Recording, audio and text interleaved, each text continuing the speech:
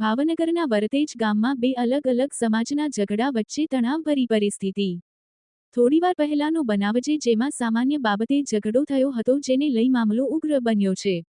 ભાવનગરના તમામ ડિવિઝનના PI SOG સહિતની પોલીસ વરતેજ ગામમાં પહોંચ્યા છે, જ્યાં બજાર બંધ કરાવી દેવામાં આવી છે। આ સાથે જ પોલીસ દ્વારા તમામ રહેણાંકી મકાનોમાં લોકોને અંદર રહેવા તેમજ એકતા અને ભાઈચારો જાળવવા અપીલ કરવામાં આવી રહી છે।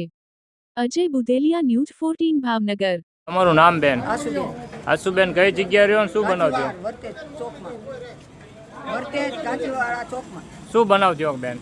એ આવ્યા ને 5 જણા તો લૂંટપાટ કરવા મીડ્યા બધી અને ઉધારી ગયો એટલે તેને ઉધારી ના પાડી ભાઈ રોકડી દઈ તો 5 જણા સોટી પેડા વાહે ત્યાં પકડી રાખી અને 3 જણા મારા 2 જણા પકડી અને લોહી લોહાણ કરી દીધું, 2 ભાંગી તોય ઊભો કરીને મારી।